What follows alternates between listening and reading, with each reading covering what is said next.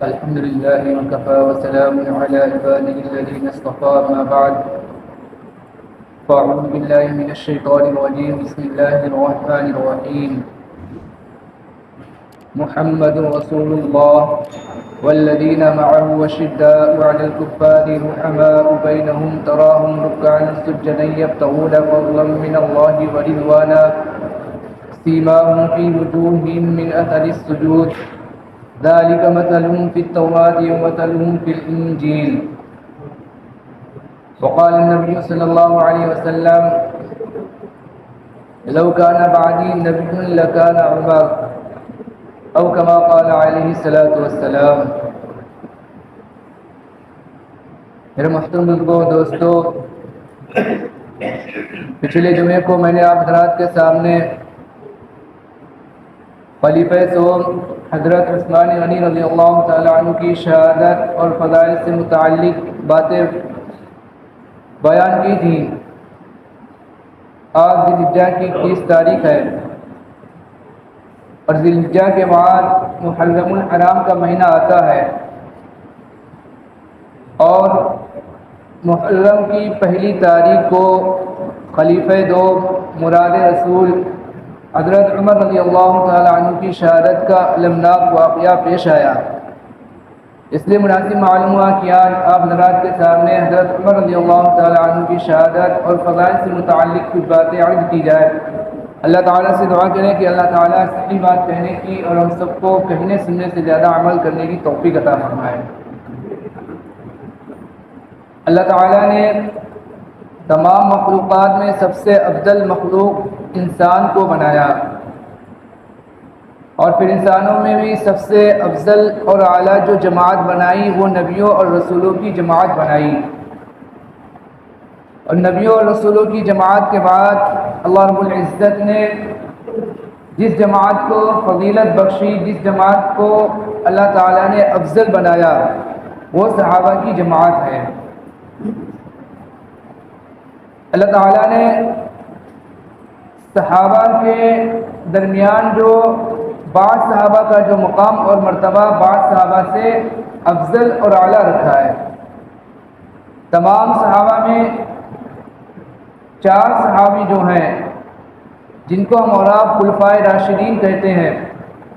ان خلفائے راشدین کا مقام اور مرتبہ تمام صحابہ میں سب سے افضل، اعلیٰ اور برتر ہے. حضرت ابو بکر، حضرت عمر، حضرت عثمان، حضرت علی رضی اللہ عنہم اجمعین، انہیں خلفائے راشدین کہا جاتا ہے. ان کا مقام اور مرتبہ تمام صحابہ میں سب سے افضل اور اعلیٰ ہے. حضور پاک صلی اللہ علیہ وسلم نے ارشاد فرمایا کہ اللہ تعالیٰ نے نبیوں کے بعد تمام انسانوں میں میرے صحابہ کو منتخب فرمایا اور پھر تمام صحابہ میں میرے 4 صحابہ حضرت ابو بکر، حضرت عمر، حضرت عثمان، حضرت علی رضی اللہ عنہم اجمعین کو منتخب فرمایا. اور آپ صلی اللہ علیہ وسلم نے فرمایا کہ میرے تمام صحابہ میں کیا ہے؟ خیر ہے. خلفائے راشدین میں سے دوسرے نمبر کے خلیفہ حضرت عمر رضی اللہ تعالی عنہ ہے اور آپ کی شہادت کا جو واقعہ پیش آیا وہ یکم محرم الحرام سن 24 ہجری کو پیش آیا. محرم الحرام کی پہلی تاریخ کو آپ کی شہادت کا واقعہ پیش آیا.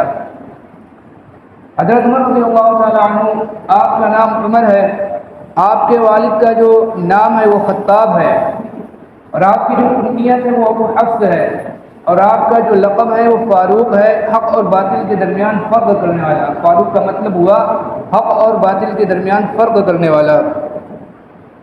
حضرت عمر رضی اللہ تعالی عنہ یہ جو بہت ہی اعلیٰ خاندان سے تعلق رکھتے تھے، ان کا خاندان بڑا بہادر خاندان سمجھا جاتا تھا، بڑا جلیل خاندان سمجھا جاتا تھا. اور آگے چل کے ان کا جو نسب ہے وہ حضور پاک صلی اللہ علیہ وسلم سے آگے چل کر ان کا مل جاتا ہے، ان کا نسب. تو قریش کے بہت ہی ممتاز خاندان سے حضرت عمر رضی اللہ تعالیٰ عنہ کا تعلق تھا. حضرت عمر رضی اللہ تعالیٰ عنہ نے اس زمانے میں، جب زمانے جاہلیت تھا، جاہلیت کا زمانہ تھا، لکھنا پڑھنا بہت کم لوگ جانتے تھے. حضرت عمر رضی اللہ تعالیٰ عنہ نے لکھنا پڑھنا سیکھ لیا تھا اور سے سواری کے اندر حضرت عمر رضی اللہ تعالیٰ عنہ کو انتہائی مہارت حاصل تھی۔ اسی طرح حضرت عمر رضی اللہ تعالیٰ عنہ جو ہے بڑے ہی بہادر اور بڑے ہی جری تھے۔ زمانے جاہلیت میں بھی، اسلام لانے سے پہلے بھی حضرت عمر رضی اللہ تعالیٰ عنہ کیا تھے؟ بڑے جری اور بڑے بہادر تھے۔ آپ کا جو بہادری اور دلیری، تمام لوگ آپ کی بہادری اور دلیری کو تسلیم کرتے تھے، اور سب کو معلوم تھا کہ حضرت عمر رضی اللہ تعالیٰ عنہ بہت ہی بہادر اور کیا دلیر ہیں۔ جب اللہ تعالیٰ کے نبی صلی اللہ علیہ وسلم نے اسلام کی دعوت لوگوں کو دینا شروع کی، ایمان کی دعوت لوگوں کو دینا شروع کی، اور دھیرے دھیرے لوگ جو اسلام کے اندر داخل ہونا شروع ہوئے، حضرت ابو بکر رضی اللہ تعالیٰ عنہ اسلام لے کر آئے، اور دھیرے دھیرے کچھ لوگ ایمان میں داخل ہونا شروع ہو گئے، تو جو کفار اور مشرکین تھے ان سے یہ دیکھا نہیں گیا، اور انہوں نے مسلمانوں کو اور حضور پاک صلی اللہ علیہ وسلم کو طرح طرح کی تکلیفیں، پریشانیاں دینا شروع کر دی۔ جو لوگ ایمان لاتے، جو لوگ کلمہ پڑھتے، جو لوگ حضور پاک صلی اللہ علیہ وسلم کی بات کو مانتے، کفار اور مشرکین ان کو نشانہ بناتے، ان کو طرح طرح کی اذیت، طرح طرح کی مصیبتیں، طرح طرح کی تکلیفیں پہنچاتے تھے۔ کفار اور مشرکین ان کی یہ سوچ تھی کہ اگر ہم جو ان کو تکلیف پہنچائیں گے، ایمان والوں کو جو ایمان لے کر آئے، جو مسلمان ہوئے ہیں، تو اس طرح ان کو تکلیف پہنچانے کی وجہ سے، ایمان والوں کو ستانے کی وجہ سے یہ اپنے ایمان سے پھر جائیں گے اور پچھلے جو سابقہ مذہب کی طرف لوٹ آئیں گے۔ اس لیے وہ ایمان والوں کو طرح طرح کی تکلیفیں پہنچاتے تھے، طرح طرح کی اذیتیں پہنچاتے تھے، طرح طرح سے ان کو مصیبتوں کے اندر مبتلا کرتے تھے۔ اس کے بعد جب انہوں نے دیکھا کہ ایمان والے اپنے ایمان سے جو ہٹ نہیں رہے، تو کفار و مشرکین جو حضرت حضور پاک صلی اللہ علیہ وسلم کے چچا ابو طالب کے پاس بھی گئے شکایت لے کر کہ آپ اپنے بھتیجے کو سمجھا لیجیے، یعنی حضور پاک صلی اللہ علیہ وسلم کو سمجھا لیجیے کہ وہ اپنے اس کام سے کیا ہو جائیں، اپنے اس کام سے باز آ جائیں۔ کئی مرتبہ حضرت حضور پاک صلی اللہ علیہ وسلم کے چچا ابو طالب کے پاس کفار و مشرکین شکایت لے کر گئے، اور یہاں تک کہ کفار و مشرکین نے کہا کہ اگر حضور پاک صلی اللہ علیہ وسلم یہ اس لیے کر رہے ہیں کہ ان کو سردار بنا دیا جائے، تو ہم ان کو سب سے اعلیٰ سردار ماننے کو ہم کیا کرتے ہیں، ان کو سب سے اعلیٰ سردار بنا لیں گے اپنا۔ اور اگر وہ کام اس لیے کر رہے ہیں کہ ان کے پاس مال اور دولت آ جائے، تو ہم جو ان کو اتنا مال اور دولت دیں گے کہ وہ سب سے زیادہ مالدار بن جائیں گے۔ اور اگر وہ اس لیے کام کر رہے ہیں کہ تاکہ ان کا جو نکاح جو ہے کسی خوبصورت عورت سے ہو جائے، تو ہم جو ان کا جو مکہ کے اندر سب سے زیادہ خوبصورت لڑکی ہے اس سے ہم ان کا نکاح کر دیں گے، لیکن وہ کیا ہے، اسلام سے، اپنے دین کی، ایمان کی دعوت سے کیا ہے، باز آ جائیں، رک جائیں۔ لیکن حضور پاک صلی اللہ علیہ وسلم نے صاف فرما دیا کہ اگر میرے ایک ہاتھ کے اندر چاند سورج رکھ دیا جائے اور دوسرے ہاتھ میں چاند رکھ دیا جائے، تب بھی میں اس اپنے کام سے باز نہیں آؤں گا، تب بھی میں رکنے والا نہیں ہوں۔ تو جب کفار و مشرکین جو اپنی تمام کی تمام کوششیں انہوں نے اپنا لی، تمام کی تمام اذیتیں، طرح طرح کی اذیتیں انہوں نے مسلمانوں کو پہنچائیں، آخر میں انہوں نے یہ مشورہ کیا کہ کسی طرح حضور پاک صلی اللہ علیہ وسلم کو نعوذ باللہ کیا ہے، قتل کر دیا جائے، حضور پاک صلی اللہ علیہ وسلم کو قتل کر دیا جائے۔ اور اس کے لیے انہوں نے ایک میٹنگ بیٹھا لی، اور میٹنگ کے اندر بڑے بڑے بہادر شریک ہوئے، بڑے بڑے دلیر اور بڑے بڑے جری لوگ میٹنگ کے اندر شریک ہوئے۔ اور اس میٹنگ کی جو یہ تھا، عنوان یہ تھا کہ حضور پاک صلی اللہ علیہ وسلم کو قتل کرنے کے لیے، شہید کرنے کے لیے کون شخص تیار ہوتا ہے، کس طرح شہید کیا جائے، اور کون جو ہے ان کو قتل کرے، حضور پاک صلی اللہ علیہ وسلم کو۔ اس میٹنگ کے اندر بڑے بڑے بہادر لوگ شریک ہیں، بڑے بڑے دلیر لوگ شریک ہیں، مکہ کے مانے جانے بہادر اور مکہ کے مانے جانے دلیر جو سمجھے جاتے تھے، وہ بھی اس میٹنگ کے اندر شریک ہیں۔ حضرت عمر رضی اللہ تعالیٰ عنہ بھی اس میٹنگ کے اندر شریک ہے، اس مجلس کے اندر شریک ہے، لیکن کسی کی ہمت نہیں ہو رہی کہ وہ یہ کہے کہ میں اس کام کی ذمہ داری اپنے سپرد لیتا ہوں، کسی کی ہمت نہیں ہو رہی۔ سب کی نظر جو آخر میں حضرت عمر رضی اللہ تعالیٰ عنہ کی طرف گئی، اور سب نے یہ سوچا کہ اگر یہ کام کوئی کر سکتا ہے، کسی کے اندر اگر ہمت ہے اور کسی کے اندر اگر بہادری ہے، کوئی اگر دلیر اور میں کوئی کام کر سکتا ہے تو وہ صرف اور صرف حضرت عمر رضی اللہ تعالیٰ عنہ ہے۔ تو لوگوں نے حضرت عمر رضی اللہ تعالیٰ عنہ سے کہا اور ان کو تیار کیا۔ حضرت عمر رضی اللہ تعالیٰ عنہ جو حضور پاک صلی اللہ علیہ وسلم کے قتل کرنے کے لیے تیار ہو گئے۔ اصل میں اللہ تعالیٰ کو یہ دکھانا تھا، کفار اور مشرکین کو یہ دکھانا تھا کہ تم میں جو اگر سب سے زیادہ کوئی بہادر ہے، تم میں اگر سب سے زیادہ کوئی جری ہے، تم میں اگر سب سے زیادہ کوئی ہمت والا ہے، دلیر ہے، تو وہ حضرت عمر رضی اللہ تعالیٰ عنہ ہے۔ اتنے بڑے بڑے بہادر شریک ہونے کے باوجود کسی کی ہمت نہیں ہوئی، سب نے جو صرف اور صرف حضرت عمر رضی اللہ تعالیٰ عنہ کو اس کام کے لیے منتخب فرمایا اور حضرت عمر رضی اللہ تعالیٰ عنہ اس کام کے لیے تیار ہو گئے۔ راستے میں جاتے ہیں حضور پاک صلی اللہ علیہ وسلم کو قتل کرنے کے ارادے سے، شہید کرنے کے ارادے سے۔ راستے میں ایک صحابی سے ملاقات ہوتی ہے، وہ ان سے پوچھتے ہیں کہ عمر کہاں جا رہے ہو؟ تو حضرت عمر رضی اللہ تعالیٰ عنہ کہتے ہیں کہ محمد کا کام ختم کرنے جا رہے ہیں۔ تو حضرت وہ صحابی جو کہتے ہیں کہ اس سے پہلے جو تم جا رہے ہو، سب سے پہلے تم اپنے بہن اور بہنوئی کی خبر لو کہ وہ بھی تو مسلمان ہو گئے، اپنے گھر کی خبر لو۔ تو حضرت عمر رضی اللہ تعالیٰ عنہ نے اپنی بہن اور بہنوئی کے گھر کی طرف رخ کر لیا، اور جب اپنے بہن اور بہنوئی کے گھر پر گئے، گھر پر جانے کے بعد جو ان کے بہن اور بہنوئی قرآن مجید کی تلاوت کر رہے تھے، قرآن کا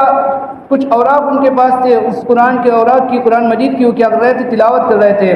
جب انہوں نے یہ محسوس کر لیا، دیکھ لیا کہ حضرت عمر رضی اللہ تعالیٰ عنہ آ گئے ہیں، تو ان اوراق کو چھپا کر رکھ دیا۔ حضرت عمر رضی اللہ تعالیٰ عنہ گھر کے اندر داخل ہوئے اور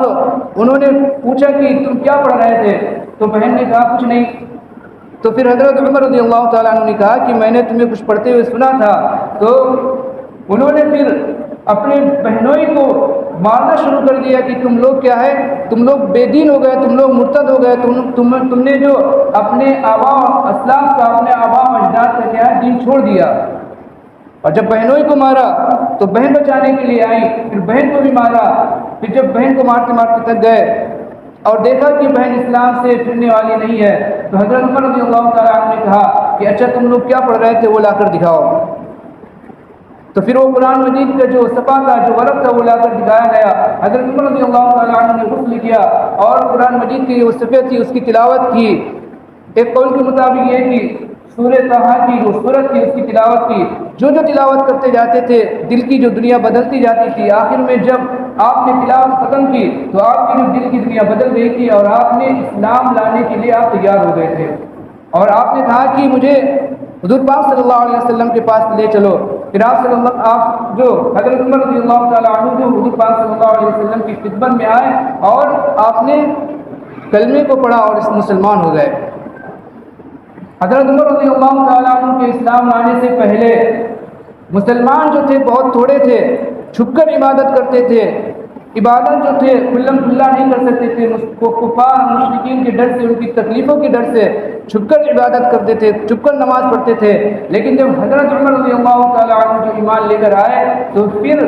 مسلمان تو کیا کرنے لگے، کھلم کھلا کعبے کے اندر نماز پڑھنے لگے۔ حضرت عمر رضی اللہ تعالیٰ عنہ نے کہا کہ جب ہم حق پر ہیں، جب ہم حق پر ہونے کے باوجود ہم چھپ کر کیوں نماز پڑھیں، ہم چھپ کر کیوں عبادت کریں۔ حضرت عمر رضی اللہ تعالیٰ عنہ کے اسلام لانے کے بعد مسلمان کیا ہے، کھلم کھلا عبادت کرنے لگے، کھلم کھلا نماز پڑھنے لگے۔ حضور پاک صلی اللہ علیہ وسلم کے بعد جب حضرت ابو بکر رضی اللہ تعالیٰ عنہ خلیفہ ہوئے، پھر حضرت ابو بکر رضی اللہ تعالیٰ عنہ کے بعد حضرت عمر رضی اللہ تعالیٰ عنہ خلیفہ بنائے گئے، اور آپ کے خلیفہ بننے کے بعد آپ نے اس طرح عدل انصاف کے ساتھ حکومت اور سلطنت کی کہ 22 لاکھ مربع میل کے اوپر مسلمانوں کی حکومت قائم ہو گئی۔ 22 لاکھ مربع میل کے اوپر اسلام کا پرچم کیا ہے، لہرانے لگا۔ دشمن کیا تھے، دشمنوں کو یہ بات جو کیا ہو رہی تھی، ہضم نہیں ہو رہی تھی کہ اسلام اس طرح ترقی کرتا جا رہا ہے اور مسلمان اس طرح ترقی کرتے جا رہے ہیں، ملک کے ملک فتح ہو رہے ہیں، شہر کے شہر فتح ہو رہے ہیں۔ دشمنوں کو یہ بات جو کیا ہو رہی تھی، ہضم نہیں ہو رہی تھی، اس لیے انہوں نے طرح کے منصوبے بنائے، لیکن وہ کامیاب نہیں ہو پا رہے تھے۔ حضرت عمر رضی اللہ تعالیٰ عنہ کا اس طرح کیا تھا، بہت ہی رعب اور دبدبہ تھا۔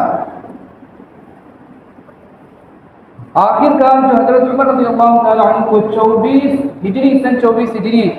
ایک محرم الحرام کی پہلی تاریخ کو حضرت عمر رضی اللہ تعالیٰ عنہ کی شہادت کا یہ واقعہ پیش آیا۔ آپ کی شہادت کا مختصر واقعہ یہ ہے کہ حضرت عمر رضی اللہ تعالیٰ عنہ اپنے آخری حج سے واپس تشریف لا رہے تھے۔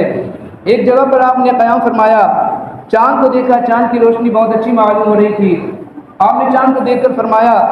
کہ چاند یہ پہلے چھوٹا تھا، پھر بڑا ہو گیا، پھر چھوٹا ہو جائے گا، اسی طرح دنیا کی ہر چیز کی حالت ہے۔ پھر اللہ تعالیٰ سے حضرت عمر رضی اللہ تعالیٰ عنہ نے دعا کی کہ اللہ اب جو حکومت اور سلطنت کا دائرہ جو ہے کیا بہت وسیع ہو گیا ہے، اب جو اس کے برداشت کرنے کی ہمت اور طاقت نہیں رہی، اس سے پہلے کہ کچھ کوتاہی ہو، کچھ فرد کے اندر کچھ کوتاہی ہو، کمی ہو، یا اللہ مجھے اپنے پاس بلا لے۔ اللہ تعالیٰ نے حضرت عمر رضی اللہ تعالیٰ عنہ کی اس دعا کو قبول فرما لیا۔ حضرت عمر رضی اللہ تعالیٰ عنہ پہلے بھی یہ دعا کیا کرتے تھے کہ یا اللہ مجھے جو اپنے راستے میں حضور پاک صلی اللہ علیہ وسلم کے شہر کے اندر شہادت کی موت نصیب فرما۔ چنانچہ جب آپ واپس ہوئے، حج سے واپس ہوئے، تو حضرت مغیرہ بن شعبہ رضی اللہ تعالیٰ عنہ، حضرت مغیرہ بن شعبہ رضی اللہ تعالیٰ عنہ کا ایک غلام تھا جس کا نام تھا ابو العلو فیروز مجوسی، ایرانی تھا، ایران کا تھا۔ تو حضرت عمر رضی اللہ تعالیٰ عنہ کی خدمت میں حاضر ہوا اور اس نے کہا کہ میرے جو آقا ہیں حضرت مغیرہ بن شعبہ وہ ہم سے ٹیکس سے زیادہ وصولتے ہیں، ہم سے زیادہ پیسے لیتے ہیں، آپ جو ان سے کہیں کہ پیسے کم کر دیں۔ حضرت عمر رضی اللہ تعالیٰ عنہ نے کہا کہ تم کیا کیا کرنا جانتے ہو؟ تو اس نے اپنے فن گنائے، میں یہ کر لیتا ہوں، میں یہ کر لیتا ہوں، میں یہ کر لیتا ہوں، کئی فنون وہ جانتا تھا۔ تو حضرت عمر رضی اللہ تعالیٰ عنہ کہتے ہیں کہ اس حساب سے تمہارے پیسے زیادہ نہیں ہے، چونکہ وہ پہلے ہی سے مسلمانوں کا دشمن تھا، مجوسی تھا، ایران کا رہنے والا تھا، آگ پرست تھا، مسلمانوں کی اور اسلام کی جو دشمنی اس کے دل کے اندر کوٹ کوٹ کر بھری ہوئی تھی، وہ چاہتا تھا کہ کسی طرح موقع ملے اور حضرت عمر رضی اللہ تعالیٰ عنہ کو نعوذ باللہ تعالیٰ ختم کر دے، اور اس طرح وہ کیا ہے جو فتوحات کا اور جو اسلام کی جو فتوحات کا جو سلسلہ وہ کیا ہے وہ رک جائے، وہ ختم ہو جائے، وہ رک جائے۔ تو اس نے ایک مرتبہ موقع پا کر حضرت عمر رضی اللہ تعالیٰ عنہ کی فجر کی نماز کے اندر جب حضرت عمر رضی اللہ تعالیٰ عنہ نماز کے لیے مصلی پر تشریف لے گئے، وہ ابو العلو فیروز مجوسی جو بیٹھا ہوا تھا، چھپ کر بیٹھا ہوا تھا محراب کے اندر، اس نے حضرت عمر رضی اللہ تعالیٰ عنہ کے اوپر یکے بعد دیگرے کئی وار کیے، اور اس خنجر سے وار کیے جس خنجر کو اس نے زہر کے اندر بجھا کر رکھا تھا، اور وہ خنجر دونوں طرف سے دھار تھا کہ کسی طرح کیا ہے موقع ہاتھ سے جانے نہ پائے، کسی طرح جو کیا ہے یہ موقع ہاتھ سے جانے نہ پائے، اس نے پوری تیاری کر رکھی تھی۔ تو اس نے ایسے خنجر کے ساتھ حضرت عمر رضی اللہ تعالیٰ عنہ پر کیا کیا وار کیا۔ حضرت عمر رضی اللہ تعالیٰ عنہ کیا کہ اس زخم کی وجہ سے مصلی کے اوپر کیا ہے گر پڑے، اور اسی زخم کی وجہ سے حضرت عمر رضی اللہ تعالیٰ عنہ کا 3 یا 4 دن کے بعد یکم محرم الحرام کو سن 24 ہجری کو، محرم کی پہلی تاریخ تھی، سن 24 ہجری تھی، حضرت عمر رضی اللہ تعالیٰ عنہ کی شہادت کا المناک واقعہ پیش آیا۔ حضرت عمر رضی اللہ تعالیٰ عنہ وہ خلیفہ ہیں جنہوں نے حکومت کے خاطر ایسے ایسے نظام قائم کیے، ایسی ایسی باتیں قائم کی کہ جنہیں آج تک دنیا کیا ہے اپنا رہی ہے، اپناتی چلی آ رہی ہے۔ حضرت عمر رضی اللہ تعالیٰ عنہ وہ خلیفہ تھے کہ جن کی رائے کے موافق، جن کے موافق اللہ تعالیٰ نے قرآن مجید کی کئی آیتیں قرآن مجید کے اندر نازل فرمائیں۔ اللہ کے نبی صلی اللہ علیہ وسلم نے آپ کے بارے میں فرمایا لو کان بعدی نبی لکان عمر، کہ اگر میرے بعد کوئی نبی ہوتا تو وہ کیا ہوتے، وہ حضرت عمر رضی اللہ تعالیٰ عنہ ہوتے۔ اور ایک مرتبہ حضور پاک صلی اللہ علیہ وسلم نے ارشاد فرمایا، آپ صلی اللہ علیہ وسلم مسجد کے اندر تشریف لائے، آپ کے ساتھ حضرت ابو بکر حضرت عمر رضی اللہ تعالیٰ عنہ تھے، ایک طرف حضرت ابو بکر تھے، ایک طرف حضرت عمر رضی اللہ تعالیٰ عنہ تھے۔ آپ صلی اللہ علیہ وسلم نے دونوں حضرات کے ہاتھ پکڑے اور آپ صلی اللہ علیہ وسلم نے فرمایا کہ کل قیامت کے دن ہم اسی طرح اٹھائے جائیں گے، ھذا نبعث یوم القیامہ۔ تو حضرت عمر رضی اللہ تعالیٰ عنہ یہ خلیفہ دوم ہے، اور ان کا مقام اور مرتبہ بہت بڑا مقام اور مرتبہ ہے۔ ان کے جو ہمیں اور آپ کو ان کی سیرت کو پڑھنا چاہیے، ان کے حالات کو پڑھنا چاہیے، اور ان کے نظام کو پڑھنا چاہیے، اور پڑھ کے ہمیں کیا کرنا چاہیے، اس سے عبرت حاصل کرنا چاہیے۔ اپنی زندگی کو جو ہمیں اور آپ کو صحابہ کے طریقے کے مطابق ڈھالنے چاہیے، تاکہ ہم دنیا کے اندر بھی کامیاب ہوں، اور ہم دنیا کے بعد جب اللہ تعالیٰ کے یہاں جہاں آخرت میں جائیں تو وہاں بھی ہم کیا ہوں، کامیاب ہوں۔ تو یہ حضرت عمر رضی اللہ تعالیٰ عنہ کی سیرت اور شہادت اور فضیلت سے متعلق کچھ باتیں تھیں۔ یکم محرم الحرام، محرم الحرام کی پہلی تاریخ کو سن 24 ہجری کو خلیفہ دو مراد رسول حضرت عمر رضی اللہ تعالیٰ عنہ کا المناک شہادت کا واقعہ پیش آیا۔ اللہ تعالیٰ سے دعا کرے کہ اللہ تعالیٰ ہم سب کو دین کی صحیح سمجھ عطا فرمائے، اور جو غلط باتیں ہیں اور جو خرافات ہیں اور جو سیئات ہیں اور جو بدعات ہیں ان سب چیزوں سے ہم سب کو بچنے کی توفیق عطا فرمائے، آمین۔ وما علینا الا البلاغ المبین۔